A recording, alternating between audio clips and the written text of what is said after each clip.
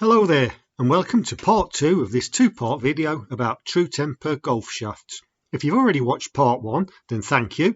If you haven't watched part 1 it's linked in the video description.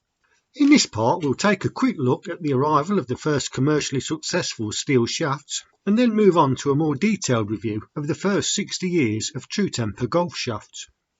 I don't want to go over previous material about the change from hickory to steel, and so I'll put a link in the description to previous videos shown on the channel that cover this.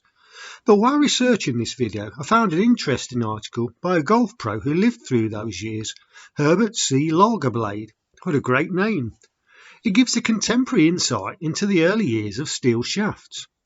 I'm not going to read the whole thing, but here are a few points that I thought were important, and hopefully you'll be able to pause the video and read the whole thing should you wish. It begins by quoting a newspaper article where the reporter says, "I was just crawling out of bed in a room at the Oakland Hills Country Club, the first day of the National Open Championship, when I heard the starter chanting, 'Herbert Lagerblade, using the first steel-shafted club ever swung in the National Open Championship.'" Apologies for that dreadful accent. Lagerblade then goes on to say how he had a long association with the Horton Manufacturing Company and how that company set the ball rolling. In 1920, Horton Manufacturing bought a patent for a steel shaft from Arthur F. Knight of General Electric.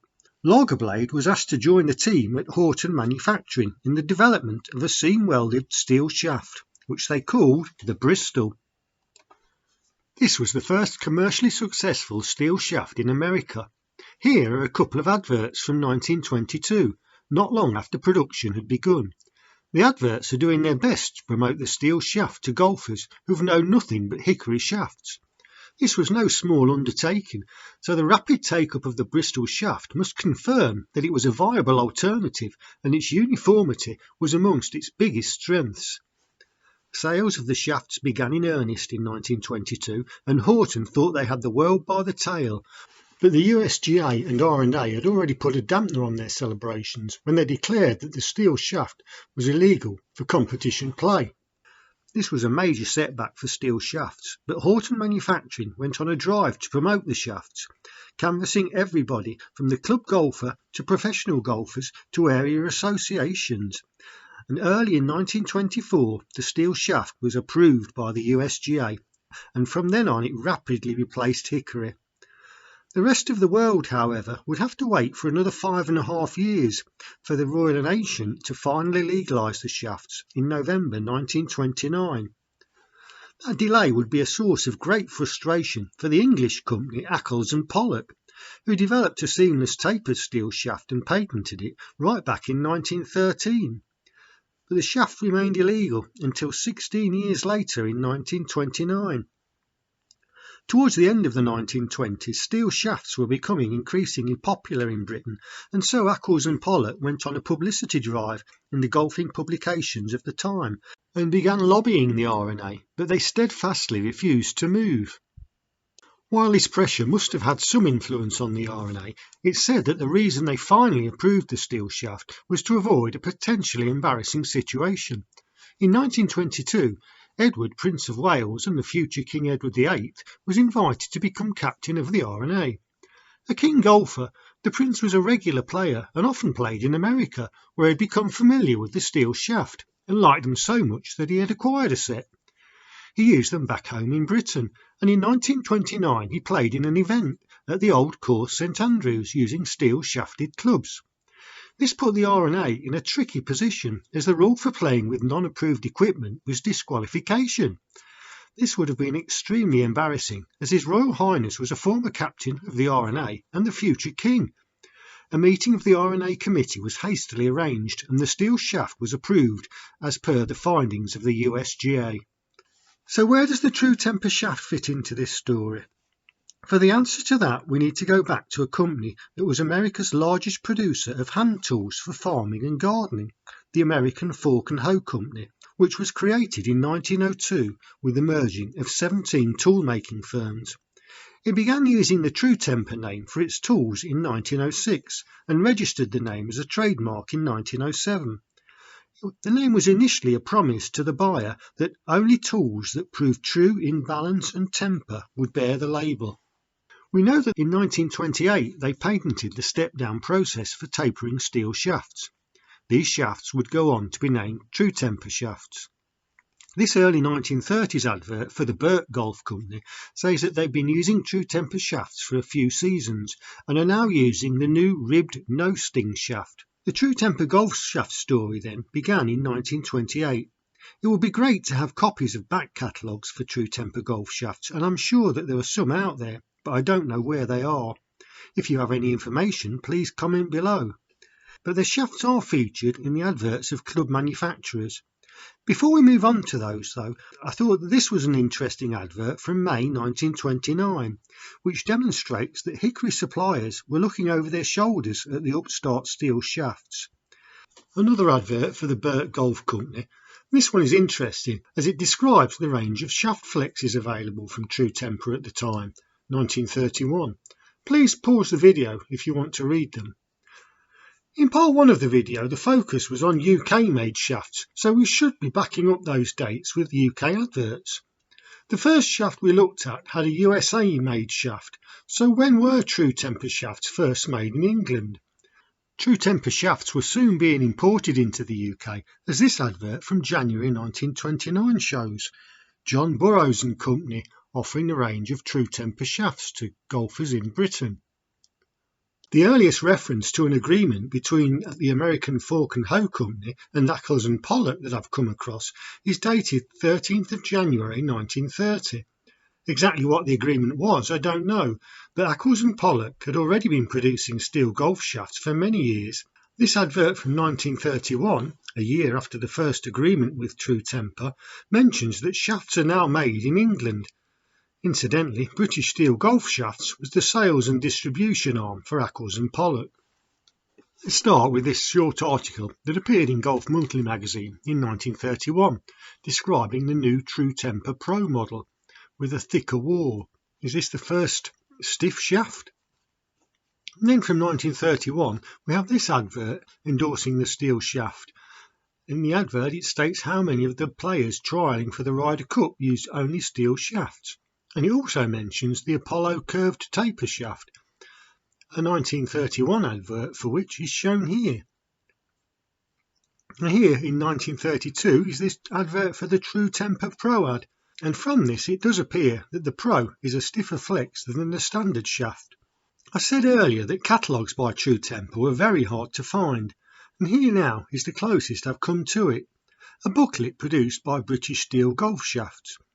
Supposedly about tips for play, but a thinly disguised sales booklet in reality. In the centrefold it does have a fine diagram of the shafts available at the time.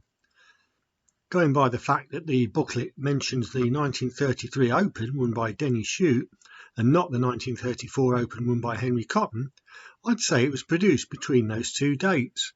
At the back are a number of adverts, including this one for Accles Pollock's own Apollo shafts. 1933 now, and here are 3 adverts for the Master shaft. When I made part 1 I didn't have an example to show for this, but thanks to Henry Cotton's booklet we now have a full colour rendition.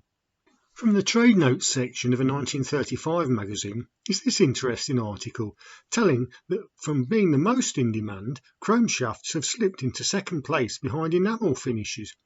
I'd always thought that the chrome was more of a rarity in the early days of the steel shaft.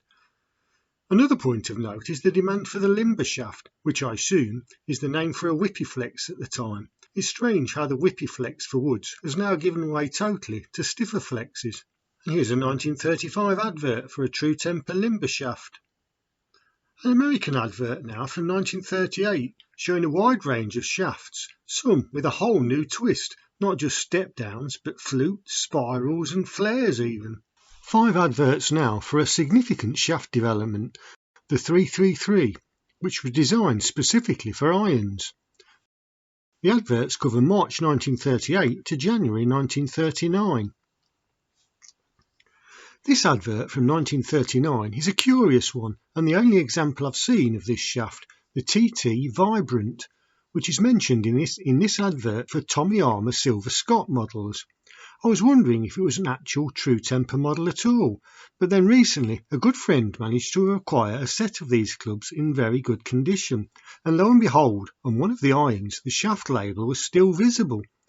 True Temper Step Down on one side and Forgan Vibrant on the other.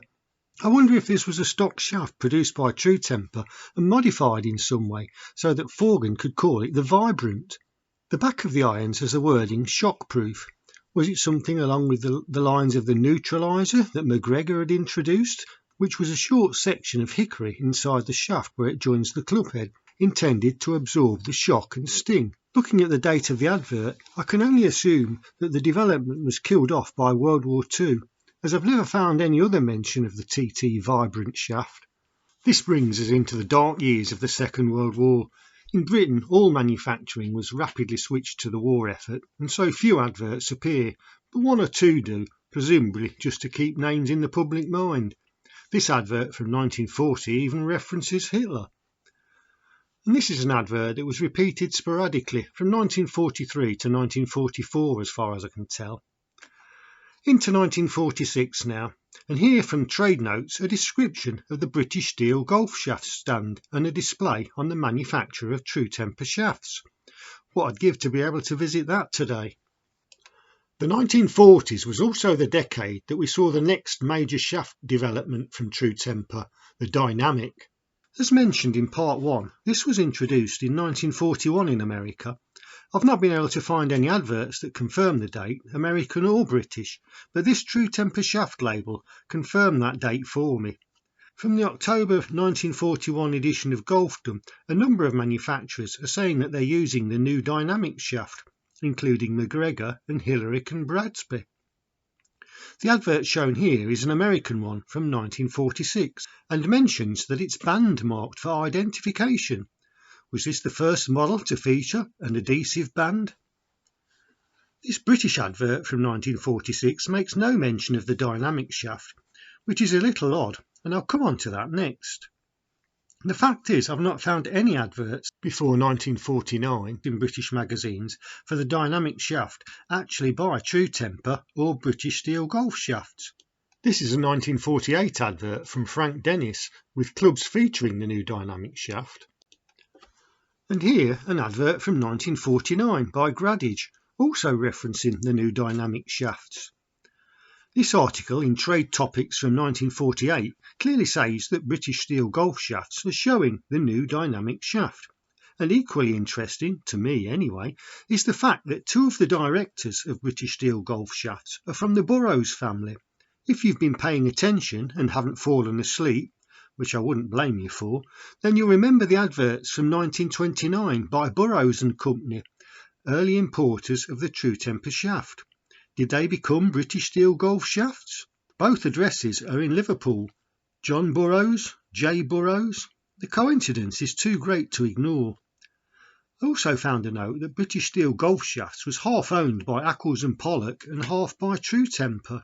A 1948 advert for True Temper now, and oddly again there's no mention of the Dynamic shaft. And here we are in 1949. At last we see a True Temper advert that promotes the Dynamic shaft. And could this article in Trade Notes from April 1950 explain that lack of adverts from True Temper? The transfer of the trademark word Dynamic in respect of golf clubs from the Castle Equipment Company to British Steel golf shafts. Could this have been preventing True Temper from using the Dynamic name in the UK? Moving rapidly from the UK to the other side of the world, and a few notes that might be of interest to our Australian viewers. Another booklet by Henry Cotton, the same size and format to the one we saw earlier, but this one's called Some Golfing Ifs. Ostensibly a teaching booklet, but again containing much detail on True Temper shafts. The centrefold features a range of shafts, but the shaft markings don't appear to be any actual models. So here are a few actual examples of True Temper shafts produced in Australia. This booklet appears to have been published in 1948 by Australian Steel Golf Shafts Proprietary Limited, who, as far as I can tell, first signed an agreement with True Temper in 1939. I think that they might have been a sales division in the same way as British Steel Golf Shafts, only acting on behalf of British Tube Mills Australia Proprietary. British Steel Mills was formed in 1939 by Tube Investments Australia, so basically the same company that owned Accles and Pollock.